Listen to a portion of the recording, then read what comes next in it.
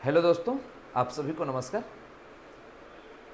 आज मैं जिस विषय वस्तु पर चर्चा करने जा रहा हूँ एक खास करके यूपी बोर्ड एग्ज़ाम देने वाले 12वीं क्लास मतलब 12th क्लास के एग्ज़ाम देने वाले विद्यार्थियों को लेकर है। जी हाँ, मैं 12th मैथ एग्ज़ाम पैटर्न तथा आप तैयारी कैसे करें, इसके सिलेबस को कैसे समझें, एग्ज़ाम पैटर्न को कैसे समझेंगे, तो इन सभी तथ्यों पर विशेष में चर्चा करूंगा जो विद्यार्थी 2023 में जाकर अपने एग्ज़ाम को बेहतरीन रिजल्ट पा सके।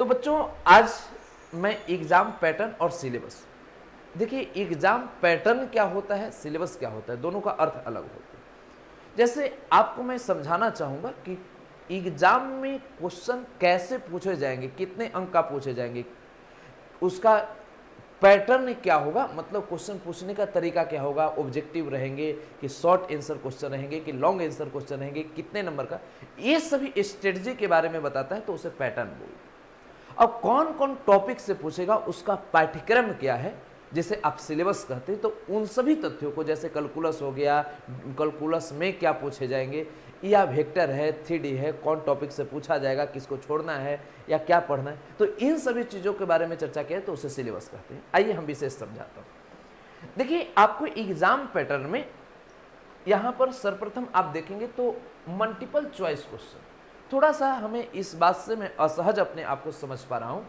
कि बहुवैकल्पिक प्रश्न, तो इसमें थोड़ा सा ये शब्द जो लिखता है, चमत्कारी बोर्ड है ये सब, यूपी बोर्ड अपने आप में, तो यहाँ पर मल्टीपल चॉइस के जगह पर ऑब्जेक्टिव वस्तुनिष्ठ प्रश्न लिख देता तो ज़्यादा अच्छा।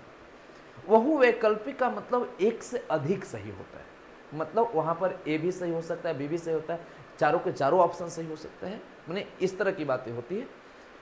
लेकिन ऐसा बोर्ड एग्जाम में क्वेश्चन देते नहीं, उसमें केवल एक ही सही वाला रहता है, 4 ऑप्शन दिए गए हैं उसमें से एक सही, तो ज़्यादा अच्छा रहता है कि यहाँ पर ऑब्जेक्टिव वस्तुनिष्ठ प्रश्न रहता है। लेकिन चलिए, अब है तो ठीक ठाक है, अगर हमें मौका मिलेगा तो मैं सलाह दे पाऊंगा, लेकिन उतना मैं बड़े लेवल के व्यक्ति नहीं हूँ कि बोर्ड एग्जाम को आपको सलाह दे सकूँ। तो उसके बाद अब बात आती है कि इसमें जो मल्टीपल ऑब्जेक्टिव क्वेश्चन जिसमें ऑप्शन वाले होते हैं, यहाँ पर एक नंबर का 5 क्वेश्चन पूछे, माने कि आपका 5 क्वेश्चन रहेगा लेकिन उसका एक एक नंबर मिलेगा, तो टोटल नंबर ऑफ आपके पास देखेंगे तो नंबर कितना है, तो एक नंबर का 5 क्वेश्चन, तो टोटल नंबर आपके पास 5 है। फिर थोड़ा सा आपको वही एक एक नंबर का है, मैंने एक वही सेम टू सेम लेवल का क्वेश्चन ऑब्जेक्टिव में पूछा जिसमें ऑप्शन दिए रहेंगे, सेम उसी लेवल का, उससे ज्यादा कठिन नहीं, उतना ही बनाने वाला, ये 2 लाइन 3 लाइन में बनाने वाले क्वेश्चन, केवल आपको ऑप्शन न देकर आपको लघु अति लघु उत्तरी प्रश्न, ध्यान दीजिएगा, मैंने छोटा नहीं, बहुत छोटा, मैंने इतना छोटा कि 2 लाइन 3 लाइन में वो क्वेश्चन को आप बना सकते हैं, तो उस प्रकार के क्वेश्चन दिया, जिसे आप वेरी शॉर्ट आंसर क्वेश्चन बोले, तो उस प्रकार के क्वेश्चन जो देंगे जो एक ही नंबर का रहेगा, और वैसे प्रश्नों की संख्या आपके पास 5 हो। अब बच्चों यहां ये समझना है कि यहां पर एक एक नंबर वाले जो शॉर्ट क्वेश्चन देंगे उसकी संख्या 5 होगा, तो टोटल नंबर 5 होगा। इतना के बाद इसमें दोनों में देखेंगे तो आपके पास दोनों में सेम टू सेम लिखा हुआ है। कई लोग को लगे कि ये तो लघु उत्तरी प्रश्न, यहां भी लघु उत्तरी प्रश्न, तो इसमें 2 वेराइटी है, थोड़ा समझिए। इसमें एक वेराइटी है जिसमें 2 नंबर के आते हैं, और दूसरा वेराइटी जो 5 नंबर के आते हैं, दोनों में शॉर्ट आंसर क्वेश्चन ही लिखा हुआ। तो 2 नंबर वाले प्रश्न जिसमें एक क्वेश्चन में 2 नंबर, तो ये जो शॉर्ट क्वेश्चन है ये 3 लाइन 4 लाइन 5 लाइन में अब बनाए। अब थोड़ा सा 5 नंबर वाला इससे ज्यादा 7 लाइन 8 लाइन 10 लाइन में अब बनाइए, मैंने थोड़ा सा कठिन होगा, थोड़ा सा ज्यादा होगा, मैंने 1 पेज तक अब बनाएंगे। वैसे अब यहाँ 2 नंबर वाले प्रश्नों की संख्या 8 है, मैंने 8 क्वेश्चन, तो 2 गुना आप 8, यहाँ 16 नंबर के पूछे जाएंगे। और 5 नंबर जिस क्वेश्चन में, अब एक क्वेश्चन बनाएंगे तो आपको 5 नंबर मिलेगा, तो उस प्रकार के प्रश्नों की संख्या 10 रहे। ध्यान दीजिएगा, बहुत इंपॉर्टेंट है, ये लाइन को समझिएगा, ये भी आई अपने आप में, समझ गए ना, और ये भी आई, तो ये दोनों अपने आप में आप यहां पर देख सकते हैं क्या इसका पोजीशन है। ये अकेले यहां पर ये जो 5 नंबर वाला जो है ना, इस पर ध्यान देने की जरूरत है। 5 नंबर वाला अकेले आधा 100 में 50 आ जाएगा, तो इस पर समझिएगा, यहां पर 5 नंबर वाले टाइप पर आपको विशेष ध्यान देना हो।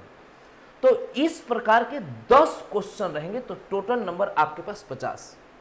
ऐसे तैयारी करना है, तो आपको विशेष ध्यान देना होगा। उसके बाद दीर्घ उत्तरी प्रश्न, मतलब इसको आप लॉन्ग आंसर क्वेश्चन आप बोल सकते हैं। मैंने बड़ा क्वेश्चन रहेगा, 2 पेज में बनाइए, 2.5 पेज में बनाइए, मैंने गर्दा मचा दीजिए। जितना आप बना सकते हैं, राइटिंग स्किल जितना अच्छा कर सकते हैं, तो उस प्रकार के प्रश्न, यहाँ पर प्रश्नों की संख्या 3 और 8 नंबर के रहेंगे। एक क्वेश्चन सोल्व करते हैं तो आपको 8 नंबर मिलेगा।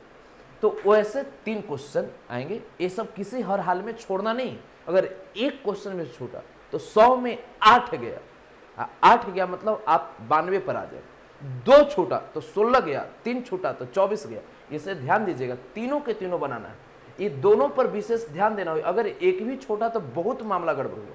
तो हम लोग को ये सभी पर ध्यान देना है कि 5 नंबर का है और 8 नंबर का है। 2 नंबर वाला एक आध को छूटता है तो कोई दिक्कत की बात नहीं। ये दोनों जो बच्चा कवर करता है तो ये सब ऑटोमेटिक कवर हो जाए। हाँ, अब टोटल अगर आप देखेंगे तो 100 में 100 आए। देखिए, हम अपने जो टीचिंग स्किल है उसको उस लेवल तक विकसित करने में अपने आप को कामयाब मानता हूँ। मतलब कामयाब इस नहीं कि एक घमंड की दुनिया से मैं अपनी टीचिंग स्किल को विकसित किया हूँ और विद्यार्थियों के साथ जो तालमेल करता हूँ, पूरे के पूरे टॉपिक पर ध्यान दिलवाता हूँ, पूरे पैटर्न को समझाता हूँ, तो उससे हमें विश्वास है कि अगर 100 में अगर आपको 99 भी आता है तो मैं आपसे ज़रूर एक बात पूछूंगा रिजल्ट के दिन कि 1 नंबर कम क्यों। उस लेवल में आपकी तैयारी होनी चाहिए। 1 नंबर भी कम हुआ तो क्यों कम हुआ, कारण क्या है? क्या आपको मैं लिखने के लिए नहीं सिखाया? क्या आपको क्वेश्चन को बनाने की पूरी स्ट्रेटजी नहीं बताया? क्या कोई टॉपिक आपको कंप्लीट नहीं है? अगर पूरी चीजें अगर आपको मैं कंप्लीट करवाऊंगा तो आपसे मैं पूछ सकता हूं कि 1 नंबर कम क्यों। तो ये बात ध्यान रखिएगा। तो इसलिए यहां से हम आगे बढ़ते हैं, 1 नंबर कम क्यों। अब विशेष ध्यान दीजिए, यहां के बाद थोड़ा सा मैं सिलेबस पर चर्चा करता हूं। देखिए, सिलेबस को मैं बहुत संक्षिप्त रूप में लिखा हूं, थोड़ा सा समझिए। इसमें पहला जो टॉपिक है रिलेशन एंड फंक्शन, संबंध और फल।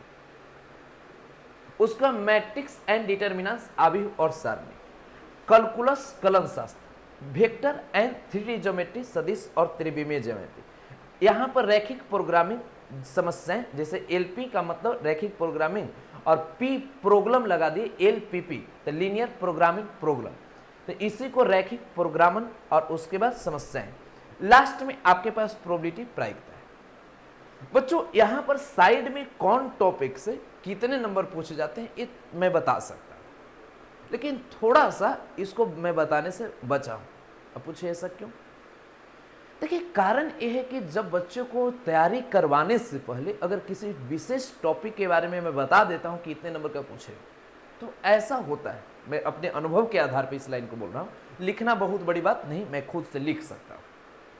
अब ऐसा क्यों? तो इसलिए थोड़ा मैं बचता हूं कि अगर किसी विद्यार्थी को बता देते हैं कि इस टॉपिक से इतने नंबर का पूछे, अब समस्याएं क्या आ जाती है कि उनको जब मालूम चला कि अच्छा इस टॉपिक से इतना कम पूछेगा, अब उस पर मेहनत ही नहीं करते और उसका कंसेप्ट आगे के बड़े टॉपिक में जहां ज्यादा नंबर पूछते हैं वहां जरूरत, लेकिन उसको लाख समझाते रह जाए हम कि नहीं बच्चों इसका जरूरत आगे है, तो ठीक है हम जरूरत है तो कर लें, वो मेरा बात ही नहीं मानेगा। तो इसलिए आपसे कैसे बात मनवाना है वो सभी तरह की कला हमारे पास है, मैं उसका प्रयोग करता हूं। तो पहले पूरी की पूरी चीजें पढ़ना है, फिर चलते चलते जब टॉपिक खत्म होंगे तो बोल दूंगा कि यहां से इतने नंबर का पूछे जाए। तो ये बात ध्यान देना है। तो एक शिक्षक की अपनी जो कला होती है और उस पर मेरा रिसर्च है कि कैसे आपको 100% ठीक करवाऊं, तो उस तरीका से मैं चलूंगा जो हमारी कई सारे टिप्स है। समझ गए? हाँ, अब इसमें एक बहुत बड़ी समस्या है कि कई लोग को चिंता, सर इनवर्स ट्रिगो नहीं पढ़ाइएगा। तो नालायक महोदय, इसी में इनवर्स ट्रिगो है, एक पूरे टॉपिक का संग्रह में दिया। अब इसमें relation, function, binary, inverse trigonometry function, ये पूरे सिलेबस जब हेडिंग देंगे तो उसमें हम पूरी चीजों को तोड़ते हैं। तो ये बात ध्यान दीजिए। जैसे मैट्रिक्स डिटर्मिनेंट्स, तो इसमें adjoint of matrix, inverse of matrix, कई सारी चीजें, लीनियर इक्वेशन, तो इसमें कई सारी चीजें आपको टूटे। बात समझिए? ट्रांसपोज ऑफ मैट्रिक्स, सभी तरह की कैलकुलस है तो differential calculus, integral calculus, differentiation जब पढ़ेंगे तो उससे पहले continuity, differentiability, application of derivative, integral जब कैलकुलस पढ़ेंगे तो उसमें इंडिफरेंट इंटीग्रल, डिफरेंट इंटीग्रल, समझ रहे हैं। फिर उसके बाद एप्लीकेशन ऑफ इंटीग्रल जिसमें आपके पास एरिया आएगा, फिर differential equation, properties of different integral. तो मैंने कई सारी टॉपिक, तो केवल मैं कैलकुलस लिखा, समझ गए, सेलेक्टेड चलने की कोशिश किया। वेक्टर एंड 3D ज्योमेट्री, तो वेक्टर होगा, 3D होगा, वेक्टर में dot product, cross product, 3D, उसके बाद प्लेन। तो इन सभी तथ्यों पर ध्यान दें। LPP तो अपने आप में है प्रोबेबिलिटी, तो पूरी चीजों पर ध्यान देना है। तो मैं सर्वप्रथम सिस्टमैटिक चलूंगा, जो NCERT के सिस्टमैटिक पैटर्न से हम लोग चलेंगे। तो आपको रिलेशन एंड फंक्शन को स्टार्ट करते हैं। तो रिलेशन एंड फंक्शन की जब मैं बात करता हूं तो अब विशेष ध्यान दीजिए। रिलेशन एंड फंक्शन जब हेडिंग देते तो इसमें अब कई सारे पार्ट हैं। मैं प्रत्येक जब टॉपिक को स्टार्ट करूंगा तो उसमें पार्ट बाय पार्ट तोड़ते चलूंगा। अब रिलेशन एंड फंक्शन में आपके पास पहला रिलेशन पढ़ना है, दूसरा आपको फंक्शन पढ़ना है, जैसे हिंदी में फलन बोलते हैं, और तीसरा आपके पास बाइनरी ऑपरेशन, द्विचर संक्रियाएं, और उसके बाद आपके पास इनवर्स ट्रिगोमेट्रिक फंक्शन, प्रतिलोम त्रिकोणमिति फलन। तो जब इस टॉपिक को तोड़ेंगे तो इतने तरह का टूटेगा, जितना टूट सकता है सब में तोड़ा। अब उसी प्रकार जब मैट्रिक्स और डिटर्मिनेंट चलेंगे तो इसको तोड़े। अब कैलकुलस आपको लिखेंगे तो इसमें जितने पार्ट हैं सब तोड़े, और सभी जो चीजें हैं आपको NCERT के साथ हम सभी लोग को चलना है। NCERT, उसके बाद ऑब्जेक्टिव, शॉर्ट, लॉन्ग, जितने तरह की चीजें हैं पैटर्न के अनुसार सब में करवाते चलेंगे, समझ गए। हमारे पास खजाना है, इस खजाना को जितना लूटना है लूट लीजिए, मैं लुटाने के लिए तैयार हूं। अब यहां के बाद बातें आती है कि इसमें हम लोग क्या करेंगे। तो शुरू से स्टार्ट करेंगे भाई, सिस्टमैटिक सब पढ़ना है, अपने प्रति न सोच के पूरे देश के प्रति सोचना है। तो हम लोग स्टार्ट करेंगे रिलेशन। तो अब विशेष बच्चों यहां से जब मैं आगे बढ़ूंगा तो रिलेशन अब हम लोग स्टार्ट करने के लिए अब चल रहे हैं कि यहां से हम लोग को स्टार्ट करना है रिलेशन। तो बच्चों रिलेशन आपका स्टार्ट होने जा रहा है 8 अक्टूबर शाम 4:30 बजे से। सभी लोग पूरे सिस्टमैटिक वे में यहाँ पर चलेंगे।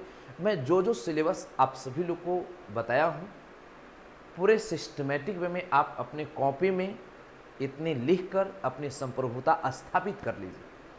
और चलिए हम लोग बढ़िया से 8 अक्टूबर शाम 4:30 बजे से चलते हैं और 2023 के लिए अपने सफ़र का शुरुआत करते हैं और अच्छा कर पाएंगे। यूपी बोर्ड का आप देख पा रहे हैं तो कोर्स इस प्रकार का आपको एम विद्या ऐप पर या math by Ashutosh sir app पर कहीं पर आप देखेंगे वहाँ आपको मिलेगा।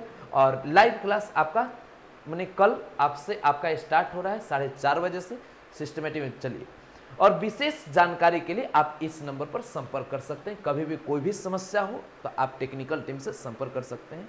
एक नंबर है 91 35 85 20 51 62 00 26 45 48, संपर्क कीजिए। तो विशेष आप सभी लोग को धन्यवाद। चलिए, तो हम लोग पूरे लाइव क्लास जुड़ेंगे। हाँ, कई लोग को एक क्वेश्चन होता है कि सर लाइव क्लास के बाद वीडियो मिलेंगे, आप देख सकते हैं। उसके बाद सर पूरी की पूरी ऑब्जेक्टिव करवाए जाएंगे। हाँ, ऑब्जेक्टिव करवाए जाएंगे, शॉर्ट क्वेश्चन, लॉन्ग क्वेश्चन, जितने तरह के पैटर्न हैं सब करवाए जाएंगे। तो ठीक है, हम लोग लाइव क्लास में जुड़ेंगे और गर्दा मचाएंगे। धन्यवाद।